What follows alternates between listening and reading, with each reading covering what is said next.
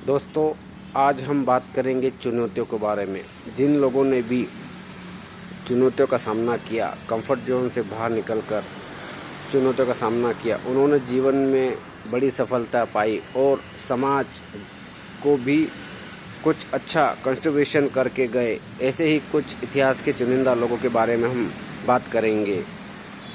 Wright brothers का नाम तो लगभग सभी ने सुना होगा।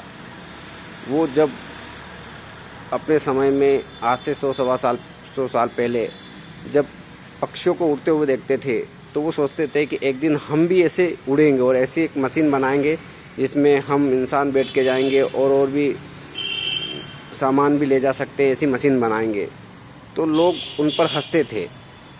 उन्होंने कई चुनौतियों का सामना किया और एक दिन ऐसी मशीन बनाई जिसे आज हम एरोप्लेन, हवाई जहाज़ कहते हैं, और उसमें हम आसानी से उड़ के जाते हैं। लेकिन जब उन्होंने उस समय ये सपना देखा था तो उनका किसी ने सपोर्ट नहीं किया होगा, बल्कि लोगों ने यहाँ तक कि विश्वास भी नहीं किया होगा कि ऐसी कोई मशीन बन सकती है क्या। लेकिन उन्होंने वो सपना देखा और उसे आविष्कार करने के लिए कई चुनौतियों का सामना किया और ऐसा आविष्कार किया जिससे आज हम प्लेन में एक नॉर्मल बात हो गई है।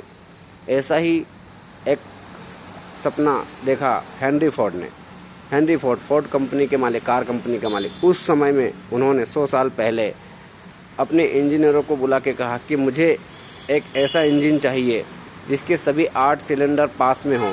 तो उनके इंजीनियरों ने कहा कि सर, ये पॉसिबल ही नहीं है। तो उन्होंने कहा कि मैं तुम्हें सैलरी दे रहा हूँ, आप लोग तो इस पर काम कीजिए। इंजीनियरों ने 2-4 महीने 5 महीने किया काम। फिर उनको बुला के पूछा हेनरी फोर्ड ने कि क्या सफलता मिली। तो वो बोलते कि नहीं सर, अभी तक कोई सफलता मिली नहीं है। तो उन्होंने बोला ठीक है, करो, मैं आपको सैलरी दे रहा हूँ। फिर वो 2-4 5-6 महीने करते हैं। फिर उनको बुला के पूछते हैं कि क्या प्रोग्रेस है। तो बोलते कि नहीं सर, अभी तक कोई सफलता नहीं मिली। तो हेनरी फोर्ड उन सभी इंजीनियरों को कहते हैं कि मुझे ये 8 सिलेंडर एक साथ वाला इंजन चाहिए ही चाहिए। आपको कितना भी समय लगे आप कीजिए। सभी इंजीनियर लोग फिर काम पे लग जाते हैं। और दोस्तों, एक दिन ऐसा समय आता है कि वो इंजन 8 सिलेंडर वाला इंजन बनाते हैं।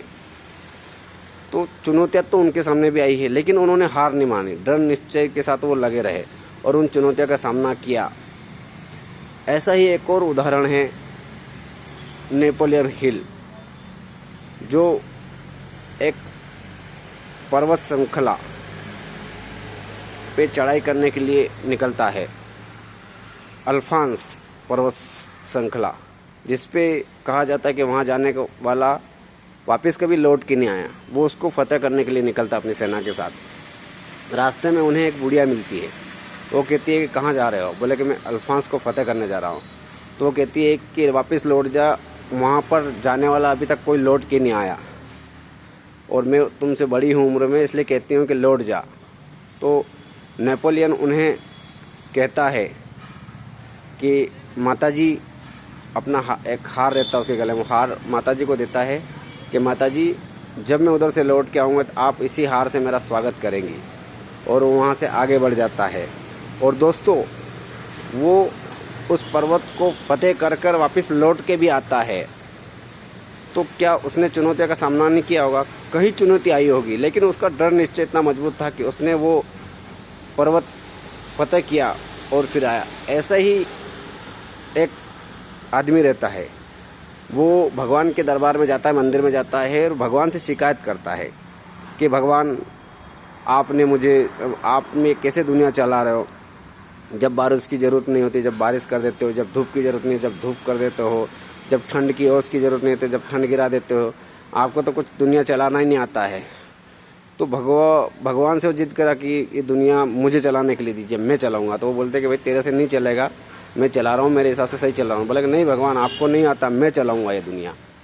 तो भगवान उसे बोलते कि चल ठीक है, मैं तुझे देता हूँ, 1 साल भर के लिए देता हूँ तुझे दुनिया। तो वो आदमी खुश हो जाता है और वो फसल बोता है उसमें, और जितना फसल को पानी चाहिए उतना प्रॉपर पानी देता है, जितनी धूप चाहिए उतनी धूप देता है, जितनी ठंड चाहिए उतनी ठंड देता है। और फसल बड़ी शानदार लहराती है, गेहूं की फसल बड़ी शानदार लहराती है। उसे देख के वो खुश होता है कि देखो मैंने कितना अच्छा काम किया, भगवान को कुछ काम करना नहीं आता, कितनी शानदार फसल लहरा रही। दोस्तों जब फसल काटने का समय आता है तो वो फसल काटता है और जब फसल निकालता है तो क्या देखता है कि उसमें तो गेहूँ निकलते ही नहीं। तो वो आश्चर्यचकित होता, दुखी होता कि बोले मैंने सब प्रॉपर किया, इसमें से गेहूँ क्यों नहीं निकले। वो भगवान से पूछता है कि इसमें गेहूँ क्यों नहीं निकले। बोले कि बेटा तूने समय पे पानी दिया, समय पे धूप दी, सारी चीज़ें दी, लेकिन इन गेहूँ में जो बालियाँ भरने के लिए चुनौतियों की जो आंधी तूफान हवा चलती है और जो सारी चीज़ें होती है, वो तूने इन गेहूँ की पौधों को वो चुनौतियों से लड़ने का मौका ही नहीं दिया। वही चुनौतियाँ ही तो इसमें बाली मजबूत करती है, उससे लड़ के ही तो ये मजबूत होते हैं और उसमें बाली आती है और गेहूँ आते हैं। वो संघर्ष तो तूने इन्हें दिया ही नहीं, तो इसमें वो गेहूँ कहाँ से आएंगे। तो दोस्तों ये काल्पनिक कहानी है, लेकिन इसमें बहुत बड़ी सीख है कि आप सब चीज़ एकदम प्रॉपर दे देंगे तो वो चुनौतियाँ नहीं देंगे तो कोई भी इंसान पौधा प्रॉपर उसमें मतलब परिपक्व नहीं हो पाएगा, वो खिल नहीं पाएगा, उसमें वो हो नहीं पाएगा।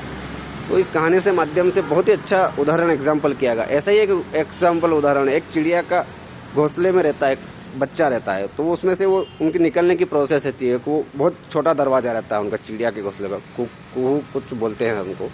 तो उसमें से वो निकलते हैं, तो वो बहुत छोटे दरवाजे में से वो संघर्ष करते हुए निकलते हैं बच्चे सभी। तो 2-3 बच्चे रहते हैं, वो निकल जाते पहले से, और एक बच्चा वो निकल रहा लास्ट में निकलने वाला रहता है, उसमें से छोटे से छेद में से वो संघर्ष करता है। तो एक आदमी जाता है चाकू से उस छेद को बड़ा कर देता है और वो बच्चा बाहर आके और गिर जाता है, वो उड़ ही नहीं पाता है। तो दूसरा एक आदमी बोलता है कि ये उड़ क्यों नहीं पा रहा। तो जो जानकार रहता है, जानने वाला, वो कहता है कि भाई तूने इसका छेद बड़ा करके इसके पंख ही कमज़ोर कर दिए, क्योंकि उस छोटे से छेद में से निकलता और कई पंख टूटते, छेद मजबूत होते इसके पंख, और इसके पंखों में जाना उसी से उड़ पाता। तो तूने इसके संघर्ष को ख़त्म कर दिया, इसलिए अब ये कभी ज़िंदगी भर उड़ नहीं पाएगा। तो दोस्तों ऐसे ही हम अपने बच्चों को भी बहुत सारी सुविधाएं दे देते हैं, जो चाहिए उसे समय उसको बिल्कुल संघर्ष नहीं करने देते हैं, तो आगे जाके वो कमज़ोर हो जाता है, उसे चुनौतियों का सामना ही नहीं करने देते, तो वो मजबूती आ नहीं पाती। इसलिए दोस्तों चुनौतियों का सामना करें। चुनौतियाँ आपके लिए सफलता का द्वार होती है, आपकी दोस्त होती है। शुरू में आपको तकलीफ़ ज़रूर देती है, लेकिन चुनौतियाँ ही आपकी रियल दोस्त होती है। इसलिए जब भी जीवन में चुनौतियाँ आएँ, आप घबराए नहीं और उसका बुद्धिमानी से सामना करें और सहर्ष खुशी उसे स्वीकार करें कि ये प्रभु ने हमें चुना है किसी विशेष कार्य के लिए।